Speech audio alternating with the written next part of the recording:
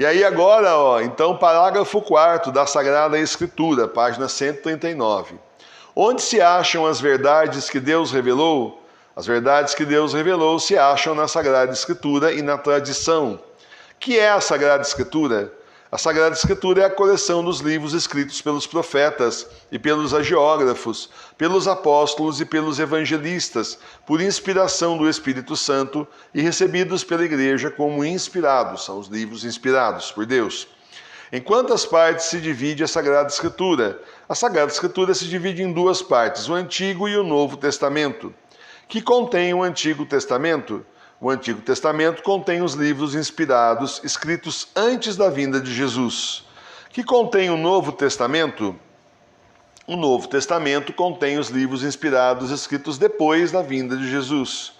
Que nome se dá comumente à Sagrada Escritura? A Sagrada Escritura se dá comumente o nome de Bíblia Sagrada. É por ser sagrada que não pode ser mudada.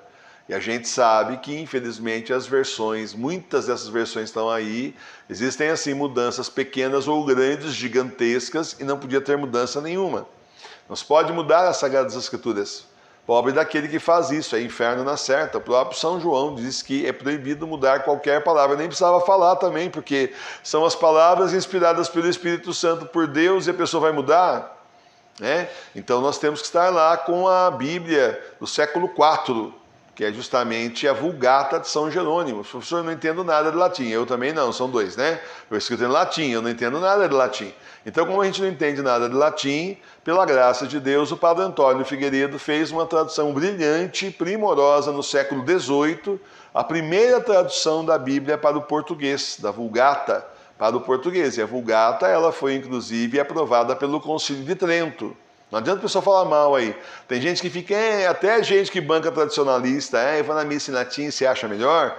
Tem um pessoal aí que critica a Vulgata, né? Mas não pode criticar não, porque é o seguinte, foi aprovado pelo Concílio de Trento.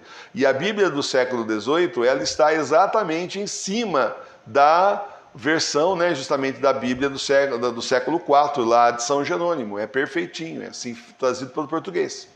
Perfeitamente inteligível, inclusive. Claro, depois que passa pela professora Milene aqui, que ela faz aquela revisão da ortografia, de erros de tipografia, porque na verdade essa Bíblia foi impressa na Inglaterra. Eu desconfio que a pessoa não manjava tanto português quanto precisava, né? Tem uns forinhas ali, mas aí a professora faz essa correção, por isso que é demorado também, né? Às vezes tem palavra que na impressão ficou assim, faltando letra, daí não dá para saber o que é, tem que buscar no latim, na Vulgata e tal. Então é um trabalho primoroso, demorado, por isso que demora tanto para ser um livro novo, mas nós já estamos aí com o Novo Testamento completo lá na loja Sagrada Face, né, versão para estudo, e também temos, que é completo, 400 páginas, temos todos os livros, e nós temos também o livro dos Salmos já.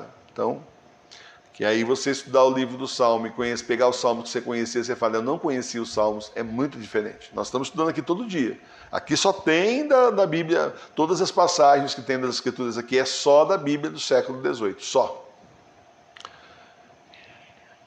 O que quer dizer a palavra Bíblia? A palavra Bíblia quer dizer coleção dos livros santos. O livro por excelência, o livro dos livros, o livro inspirado por Deus, que não é um livro só, são 74, 73, eu nunca lembro exatamente, mas é mais de 70. Por que a Sagrada Escritura é chamada livro por excelência? A Sagrada Escritura é chamada livro por excelência por causa da excelência da matéria de que trata e do autor que a inspirou. Aqui está escrito autor com A maiúsculo, porque foi o próprio Deus. Não pode haver erro na Sagrada Escritura?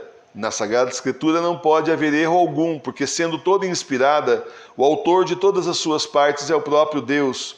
Isso não obsta a que nas cópias e traduções da mesma Sagrada Escritura se tenha dado algum engano ou dos copistas ou dos tradutores. Está sendo bonzinho, está falando de engano. Se fosse hoje em dia, falar adulteração, mudaram propositalmente para a pessoa não entender o que Jesus falou, né?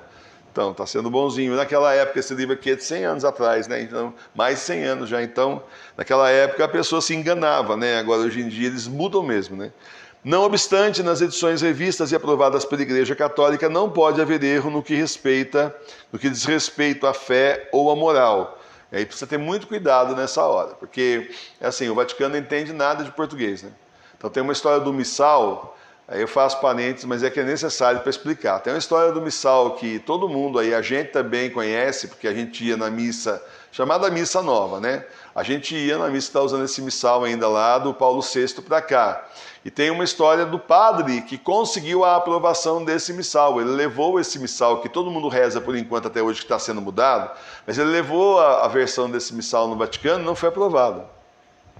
Não foi aprovado. Porque não estava de acordo com a missa em latim. Estava um monte de erro na tradução. Um monte de coisa mudada, que não podia. Né? Aí esse padre, a gente sabe dessa história, não é fofoca, é que ele contava essa história rindo até o fim da vida. Já morreu, mas ele contava em palestras isso rindo como se fosse uma piada, como se fosse, nossa, que engraçado, né?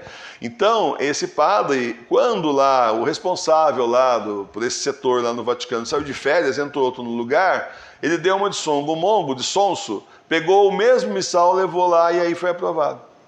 Quando o oficial estava de férias, e aí mandaram imprimir e não tinha mais o que o Papa fazia naquela época, porque agora já está impresso, está vendendo já, não tem como recolher. Então, na verdade, é por isso que se você assistir uma missa do Santo Padre, o Papa Bento XVI celebrando, e se você colocar lá no YouTube, lá embaixo tem uma engrenagem, você consegue programar ali legenda. Você vai ver como a Amada Sofia já viu que é completamente diferente a missa nova, chamada missa nova, né? Porque não é a missa em latim, é essa missa que eles mudaram um monte de coisa, mas do Vaticano II para cá, é completamente diferente a missa que Bento XVI celebrava do que a missa que a gente conhece aqui no Brasil.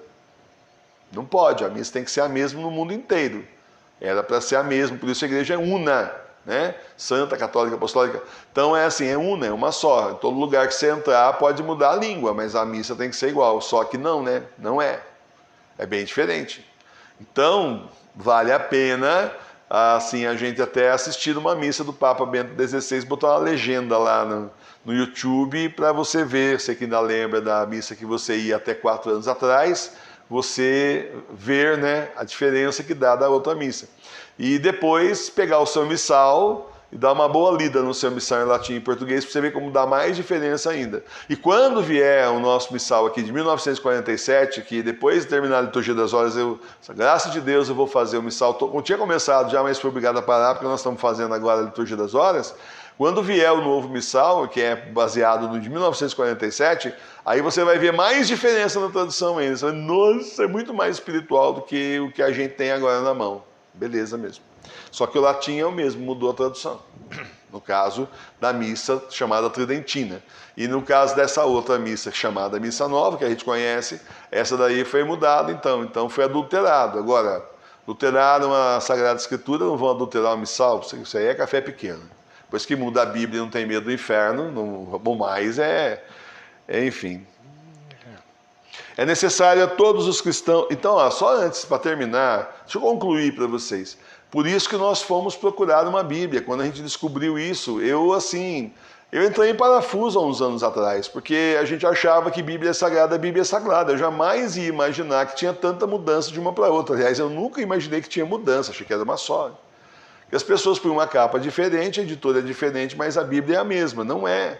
Cada editora tem os tradutores deles, né, que traduzem lá, e nem sempre a pessoa está traduzindo do jeito que é o certo. Ela muitas vezes, sei lá, por erro, por engano, por má intenção, não sei. O fato é, a intenção da pessoa, porque na verdade nem está interessando mais, interessa que não é a Bíblia como deveria ser. Não está sendo a tradução correta. E hoje em dia, quem é que fala latim? Talvez alguns padres, bispos mais velhos. Gente que faz curso, não é a mesma coisa. Lá no século XVIII, Padre Antônio Figueiredo estava imerso num mundo católico que falava latim, que as igrejas todas se falavam em latim. A missa era rezada em latim, então se conhecia. Portanto, é muito mais confiável, né, porque ele estava nessa cultura da língua latina, da língua do latim, é muito mais confiável essa tradução, e é verdade porque a professora Milene sempre está batendo ali as duas traduções com a Vulgata, essa do padre Antônio Figueiredo com a Vulgata, e bate certinho, é muito mais confiável do que pegar uma Bíblia moderna de gente que, sei lá, nunca ouviu latim na vida, ou enfim, latim hoje é uma língua morta, mas lá era uma língua muito viva. Então vale a pena, né, a gente ter essa Bíblia do século XVIII. Foi isso que o Senhor mostrou para nós, uma Bíblia que fosse fidedigna, porque a gente entra em parafuso. Falei, agora qual Bíblia você vai estudar? Tinha umas 3 aí, acabei dando fim nas 3, porque eu falei, não tem como estudar por isso aqui. Cada um fala uma coisa, você pega 3 Bíblias na mesma passagem da mudança, tiram versículo, coloca versículo a mais que não tinha, muda a palavra, muda o sentido, né? Desesperador. Como é que você estuda desse jeito? Assim, você precisa saber a palavra de Deus. Como é que vai saber se não tem a palavra de Deus? Então, por isso nós estamos aqui resgatando a palavra de Deus aqui. Não é a Bíblia inteira, né? Mas você tem as passagens. Entenda o seguinte, essa coleção que nós estamos lançando, todo mês tem um livro, vai até outubro essa batida nossa aqui, né? Essa maratona. Até outubro. Esses livros, né, da Liturgia das Horas, você tem a Liturgia das Horas, orações e tudo mais, muito bonito, mas você tem uma coisa que está ao mesmo tempo aí que nem sempre você percebe. Está aqui as passagens da Bíblia do Antigo e do Novo Testamento onde Deus falou conosco. Onde Deus está falando para o homem o que ele tem que fazer. Indicando para a humanidade o caminho certo. Então é assim, eu só pego isso, eu não pego a parte política, né, da história do povo hebreu, isso não interessa para nós. O que interessa, nós não somos hebreus, não somos judeus, não interessa. Interessa a ação de Deus na história do povo escolhido. E a ação de Deus, então, o que ele dizia, o que ele fazia e os ensinamentos, os castigos, para que a gente possa, então, aprender e ir mais para frente na fé. Portanto, é isso que nós estamos fazendo, uma escolha, justamente, eu que estou fazendo, né? Eu, o Senhor, o Espírito Santo, Nossa Senhora, o Anjo da Guarda, por isso que eu falo nós estamos, né? Por isso nós estamos escolhendo, então, essa passagem especificamente onde tem a ação de Deus ali. Bom, vamos terminar? É necessária a todos os cristãos a leitura da Bíblia? A leitura da Bíblia não é necessária a todos os cristãos, sendo como são instruídos pela igreja, mas é contudo útil e recomendada a todos. Meu Deus, né? Como a igreja era diferente, né? Antigamente se podia dizer isso, né? Se podia dizer exatamente que não era necessário todo mundo ler, porque afinal das contas a igreja instruía. Agora hoje é mais do que necessário, hoje é totalmente necessário, porque a igreja está nas nossas mãos e nós temos que ser instruídos pela palavra de Deus. Hoje é totalmente necessário, 200.000% necessário. E antigamente não precisava, porque a igreja ensinava as Sagradas Escrituras. Que tempo, que maravilha como era antes, né? Mas o que nós temos é agora, e tantos santos e santas quiseram viver o Apocalipse e não viveram. Tantos quiseram viver, não viveram, nós estamos aqui vivendo, né? Muito bom. Porque pode-se ler qualquer tradução em língua vulgar da Bíblia? Podem-se ler as traduções em língua vulgar da Bíblia, desde que sejam reconhecidas como fiéis pela Igreja Católica e venham acompanhadas de explicações ou notas aprovadas pela mesma Igreja. Olha, vulgar aqui, obviamente, você já entendeu, né? A linguagem, assim, comum, né? Hoje em dia você fala vulgar, quando a gente fala vulgar agora, você já pensa palavrão, né? É óbvio que não é. Então, é a questão assim, na língua mãe, né? Na língua aí, no caso, nacional, vou falar assim. Porque só se podem ler as traduções que são aprovadas pela igreja, só se podem ler as traduções da Bíblia aprovadas pela igreja, porque só ela é legítima depositária e guarda da Bíblia. Tem inclusive Bíblias aí, evangélicas, tem pessoal aí espírita, bom, enfim, tem uma coleção aí de versões, né? Mas teria que ser só reconhecida pela igreja. A do padre Antônio Figueiredo é reconhecida pela igreja, então a gente fica com a primeira em português, que está num tempo antes do modernismo, que é iluminismo, comunismo, tá antes de todos esses ismos aí, está lá o padre Antônio Figueiredo levando 10 anos para fazer a tradução dos livros da Bíblia. Tanto que ele lançou livro por livro, ele não lançou um livro só. Depois que foi juntado, né, foi unido num livro só e lançado tudo junto, mas antes ele foi lançando livro por livro. Por quem podemos nós conhecer o verdadeiro sentido das Sagradas Escrituras? Podemos conhecê-lo só por meio da igreja, porque só a igreja é que não pode errar ao interpretá-las. Aí entra o Sagrado Magistério da igreja. Justamente aí que entra isso. Que deveria fazer um cristão se ele fosse oferecido a Bíblia por um protestante ou por algum emissário dos protestantes? Um cristão a quem fosse oferecida a Bíblia por um protestante ou algum emissário dos protestantes deveria rejeitá-la com horror por ser proibida pela igreja, e se a tivesse aceitado sem reparar, devia logo lançá-la ao fogo ou entregá-la ao próprio pároco. Por favor, não quero essas Bíblias, taca no fogo. Pároco aqui agora sou eu, né? Pároco leigo, não sou padre, não sou e não pretendo ser, o Senhor sabe de tudo, nos chamou como leigos para essa missão, mas pároco, responsável pela paróquia. E não tragam para mim, taca fogo aí. Aumenta mais um pouquinho, por favor. Por que proíbe a igreja as Bíblias protestantes? Terminando. A igreja proíbe as Bíblias protestantes porque ou estão alteradas e contêm erros, ou porque, faltando-lhes a sua aprovação e as notas explicativas das passagens obscuras, podem causar dano à fé. Por isso a igreja proíbe também as traduções da Sagrada Escritura, já aprovadas por ela, mas reimpressas, sem as explicações que a mesma igreja aprovou. Então, só que lá no tempo do padre Antônio Figueiredo não tinha explicação, isso não era necessário. É por isso que a sua Bíblia do século XVIII não tem explicação.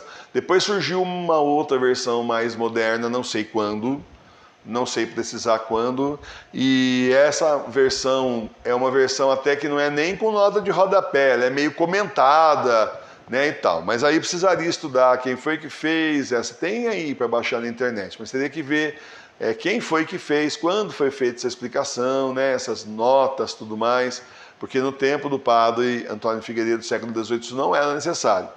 Né? Aqui está se assim, tentando aprimorar o estudo, tudo mais, mas infelizmente as notas de rodapé que eu conheço, das Bíblias que eu conheço, melhor não ler. E eu vou ser sincero com vocês, a gente tinha um grupo de estudo bíblico em casa, né? Eu, a patroa e as crianças, né? Aquele negócio. E a gente já não lia, porque toda vez que lia da Bíblia que eu tinha, simplesmente distraía completamente a atenção. Então, a intenção de São Pio X, maravilhosa, olha, só tem que louvar realmente a intenção dele. Só que nós estamos já aí com Bíblias no final do século XX, agora estamos no século XXI. Então, o que aqui naquela época era sério, começo do século passado, agora é complicado. Haja a teologia da libertação, que naquela época, graças a Deus, não existia, né? Tudo bem.